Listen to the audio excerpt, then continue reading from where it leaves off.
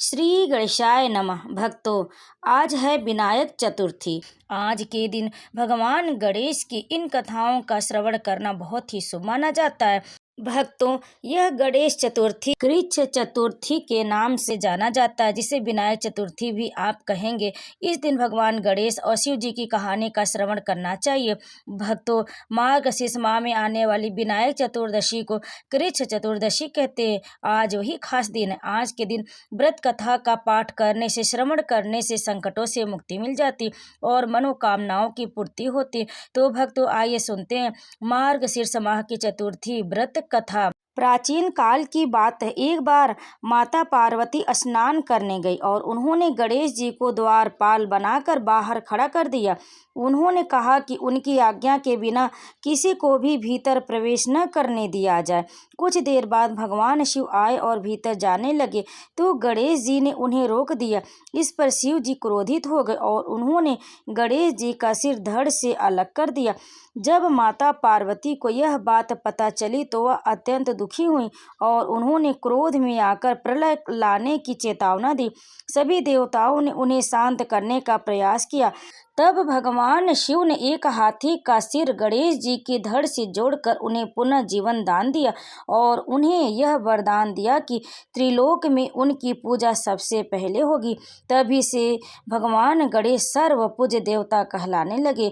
तब माता पार्वती ने सभी देवताओं और मनुष्यों को यह वरदान दिया कि जो भी व्यक्ति सर्वप्रथम गणेश जी का पूजन करेगा, उसके सारे संकट दूर हो जाएंगे, वह सारे विघ्नों से टल जाएगा, उस पर भगवान गणेश की विशेष कृपा होगी। इसीलिए भक्तों, गणेश भगवान की सर्वप्रथम पूजा की जाती। कोई भी शुभ कर्म किया जाता है तो उसमें सर्वप्रथम गणेश जी का आवाहन करके ही कोई भी शुभ कार्य शुरू करते हैं। तो प्रेम से बोलिए गणेश महाराज की जय। अब आइए सुनते हैं गणेश चतुर्थी की दूसरी कथा, विनायक चतुर्दशी की दूसरी कहानी। पौराणिक कथाओं के अनुसार किसी समय में हरिश्चंद्र नाम का राजा हुआ करता था। राजा के राज्य में एक कुम्हार रहा करता था। वो मिट्टी का बर्तन बनाकर अपने परिवार का पालन पोषण करता था। वो हमेशा कुम्हार समस्या में रहता था क्योंकि उसके बर्तन हमेशा कच्चे रह जाते थे। इसकी वजह से उसकी आमदनी कम होने लगी क्योंकि लोग उसके मिट्टी के बर्तन नहीं खरीदते थे। कुम्हार एक पुजारी से मिला। कुम्हार ने पुजारी को अपनी सारी व्यथा सुनाई। उसकी बात सुनकर पुजारी ने कुम्हार को उपाय बताया। पुजारी ने कुम्हार से कहा कि जब भी तुम मिट्टी के बर्तन पकाओ तो उनके साथ आवा में एक छोटे बालक को डाल देना। कुम्हार ने पुजारी के कहे अनुसार ही किया। जिस दिन कुम्हार ने यह उपाय किया उस दिन संयोग से विनायक चतुर्थी का व्रत भी था। कुम्हार ने जिस बालक को आमा के साथ रखा उसकी माँ उसे खोज रही थी, लेकिन बच्चा उसे नहीं मिला। उसने भगवान गणेश से अपने बच्चे की कुशलता की कामना की। अगले दिन सुबह कुम्हार ने अपने मिट्टी के बर्तनों को देखा तो उसके सभी बर्तन पक गए थे। बच्चा भी आमा में था और सही सलामत था। यह देखकर कुम्हार भयभीत हो गया और राजा के दरबार में पहुंचा। राजा के दरबार में कुम्हार ने सारी बात बताई। इसके बाद राजा हरिश्चंद्र ने बालक और उसकी माता को दरबार में बुलाया। फिर माता से राजा ने यह पूछा कि वह यह बताएं कि उसने ऐसा क्या किया उसके बालक को आमा में भी कुछ नहीं हुआ। यह सुनने के बाद उस बालक की माँ ने बताया कि उसने विनायक चतुर्थी का व्रत रखा था और गणेश जी की पूजा की थी। इसके बाद कुम्हार ने भी विनायक चतुर्थी का व्रत शुरू कर दिया। व्रत और पूजन के प्रभाव से उसके भी सारे कष्ट कट गए। इसलिए सनातन धर्म में इस व्रत का विशेष महत्व है और इस दिन भगवान गणेश की व्रत धारण करके उनकी विधि विधान से पूजा करते हैं तो संतान की आयु लंबी होती, हमेशा संतान सुखी और स्वस्थ रहते। भगवान गणेश की कृपा बनी रहती है। भगवान गणेश अपने भक्तों पर हमेशा सहायक रहते, उनके सारे संकटों को टाल देते। जो भी श्रद्धा और भक्ति से भगवान गणेश का पूजन कर इस व्रत कथा का श्रवण करता है तो गणेश भगवान उस पर अपनी कृपा सदैव बनाए रखते, उसकी समस्त मनोकामना पूर्ण करते हैं। तो प्रेम से बोलिए भगवान गणेश की जय। अब आइए सुनते हैं विनायक चतुर्थी की तीसरी कथा, श्री गणेश चतुर्थी व्रत की पौराणिक कथा के अनुसार एक बार भगवान शिव तथा माता पार्वती नर्मदा नदी के किनारे बैठे थे। वहां माता पार्वती ने भगवान शिव के समय व्यतीत करने के लिए चौपड़ खेलने को कहा। शिव चौपड़ खेलने के लिए तैयार हो गए, परंतु इस खेल में हार जीत का फैसला कौन करेगा, यह प्रश्न उनके समक्ष उठा। तो भगवान शिव ने कुछ तिनके एकत्रित कर उसका एक पुतला बनाकर उसकी प्राण प्रतिष्ठा कर दी और पुतले से कहा, बेटा, हम चौपड़ खेलना चाहते, परंतु हमारी हार जीत का फैसला करने वाला कोई नहीं, इसलिए तुम बताना कि हम दोनों में से कौन हारा और कौन जीता।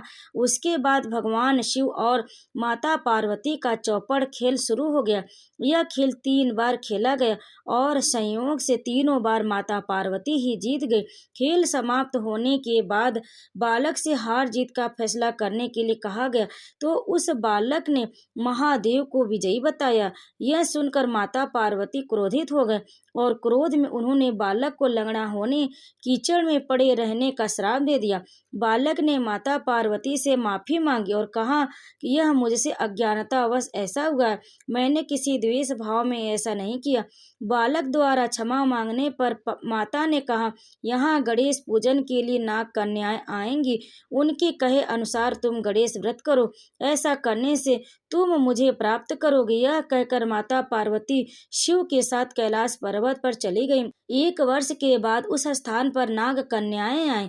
तब नाग कन्याओं से श्री गणेश के व्रत की विधि मालूम करके उस बालक ने 21 दिन लगातार गणेश जी का व्रत किया। उसकी श्रद्धा से गणेश जी प्रसन्न हुए। उन्होंने बालक को मनोवांछित फल मांगने के लिए कहा। उस पर उस बालक ने कहा, हे विनायक, मुझ में इतनी शक्ति दीजिए कि मैं अपने पैरों से चलकर अपने माता पिता के साथ कैलाश पर्वत पर पहुंच सकूं और वे यह देखकर प्रसन्न हो। तब बालक को वरदान देकर श्री गणेश अंतर्ध्यान हो गए। इसके बाद वह बालक कैलाश पर्वत पर पहुंच गया और कैलाश पर्वत पर पहुंचने की अपनी कथा उसने भगवान शिव को सुनाई। चौपड़ वाले दिन से माता पार्वती शिव जी से विमुख हो गई थी, अतः देवी के रुष्ट होने पर भगवान शिव ने भी बालक के बताए अनुसार 21 दिनों तक श्री गणेश का व्रत किया। इस व्रत के प्रभाव से माता पार्वती के मन से भगवान शिव के लिए जो नाराजगी थी वह समाप्त हो गई। तब यह व्रत विधि मानकर भगवान शंकर ने माता पार्वती को बताई। यह सुनकर माता पार्वती के मन में भी अपने पुत्र कार्तिकेय से मिलने की इच्छा जागृत हुई। तब माता पार्वती ने भी 21 दिन तक श्री गणेश का व्रत किया तथा दुर्वा फूल और लड्डुओं से गणेश जी का पूजन अर्चन किया। व्रत के 21वें दिन कार्तिकेय शिव माता पार्वती से मिलने आ गए। उस दिन से श्री गणेश चतुर्थी का यह व्रत समस्त मनोकामनाओं की पूर्ति करने वाला व्रत माना जाता है। इस व्रत को करने से मनुष्य के सारे कष्ट दूर होकर मनुष्य को समस्त सुख सुविधाएं प्राप्त होती। तो प्रेम से बोले गणेश महाराज की जय। भक्तों, अब आइए सुनते हैं गणेश चतुर्थी की चौथी कथा, जो कि गणेश चतुर्थी पर 4 कथाओं का श्रवण करना चाहिए। तो आइए आपको सुनाते हैं विनायक गणेश चतुर्थी की चौथी कथा। तभी आपका व्रत पूर्ण होगा और कहानी सुनने का संपूर्ण फल प्राप्त होगा। तो चलिए सुनते हैं गणेश चतुर्थी की आगे की कथा। एक बुढ़िया माई थी जो मिट्टी के गणेश जी की पूजा करती, लेकिन वह रोज मिट्टी के गणेश बनाए जो रोज गल जाए। एक बार उसके घर के सामने सेठ का मकान बन रहा था। वो मकान बनाने वाले कारीगर से जाकर बोली, मेरे लिए पत्थर का गणेश बना दो। मिस्त्री बोले, जितने देर तक हम तेरा पत्थर का गणेश गढ़ेंगे उतने में हम अपनी दीवार ना चुन लेंगे। बुढ़िया बोली, राम करे तुम्हारी दीवार टेढ़ी हो जाए। ऐसा कहते उसकी दीवार टेढ़ी हो गई। अब वो जितनी बार दीवार चुने वो टेढ़ी हो जावे और वो ढा जावे, जितनी बार चुने और ढा जावे। इस तरह करते करते शाम हो गई। शाम को सेठ जी आए तो बोले, आज कुछ काम नहीं किया क्या? मकान वाले एक मिस्त्री से सेठ जी को बताया कि एक बुढ़िया आई थी, वह कह रही थी कि मेरा पत्थर का गणेश गढ़ दो। हमने उसकी बात नहीं मानी तो उसने कहा तुम्हारी दीवार टेढ़ी हो जाए। बस तभी से हमारी दीवार सीधी नहीं बन रही है, बनाते हैं और ढह देते हैं। सेठ ने बुढ़िया को बुलाकर कहा, हम तेरा सोने का गणेश गढ़ देंगे, बस हमारी दीवार सीधी कर दो। सेठ ने बुढ़िया के लिए सोने का गणेश गढ़ दिया और सेठ की दीवार सीधी हो गई। हे विनायक जी, जैसे सेठ की दीवार सीधी की वैसी सबकी करना, सबकी मनोकामना पूर्ण करना। तो प्रेम से बोलिए गणेश महाराज की जय। भक्तों, कथा को अंत तक सुनने के लिए आप सभी भक्तों का बहुत बहुत धन्यवाद। भक्तों, गणेश चतुर्थी पर भगवान गणेश की इन कथाओं का श्रद्धा भक्ति से श्रवण करने से भगवान गणेश प्रसन्न होते और अपनी कृपा सदैव बनाए रखते और समस्त मनोकामना पूर्ण करते। तो भक्तों, प्रेम से बोलिए, श्रद्धा के साथ बोलिए गणेश महाराज की जय, विनायक महाराज की जय, गणपति बप्पा मोरया, श्री गणेशाय नमः।